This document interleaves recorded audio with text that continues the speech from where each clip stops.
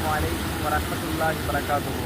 அன்பார்ந்த சகோதரர்களே, இப்போ நாம் நெற்பைக்குடி காட்டில் உள்ள வெள்ளை ஆறில் நிற்கிறோம். பார்த்தீங்கன்னா உங்களுக்கு தெரியும், அல்லாஹ்வுடைய கிருபையால் மாபெரும் அளவுக்கு தண்ணீருடைய வரத்து அதிகமாக போய் கொண்டிருக்கு. அல்லாஹ் இதை பற்றி நமக்கு குர்ஆனில் சொல்லும்போது, நாமே காற்றை வானத்தில் அனுப்பி அதை மேகங்களோடு ஒன்றிணைத்து அந்த மேகங்களை பல கூறுகளாக பூமி முழுக்க பரப்பி விடுகிறான். அதன் மூலம் அதற்கிடையிலிருந்து தண்ணீரை நாம் மனிதர்களுக்கு வழங்குகிறோம். நாம் நாடியவாறு அவர்களுக்கு வழங்குகிறோம். அதை கண்டு அவர்கள் மகிழ்ச்சி அடைகிறார்கள் என்று சொல்கிறான். இன்றைக்கி நம்ம ஊரில் எல்லாரும் என்ன செய்கிறாங்கன்னா, இந்த ஆறை பார்க்குறதுக்காக வேண்டி வரிசையாக நிற்கிறத பார்க்குறோம். ஒவ்வொரு இடங்கள்லையும் இந்த ஆறை பார்க்கறதுக்காண்டி வராங்க.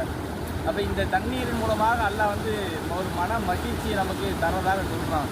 அந்த மகிழ்ச்சியை இப்போ நம்ம அனுபவித்து கொண்டிருக்கிறோம். இந்த ஆறை பார்க்கும்போதே உங்களுக்கு தெரியும், இது அல்லாஹ்வுடைய மாபெரும் அருள்.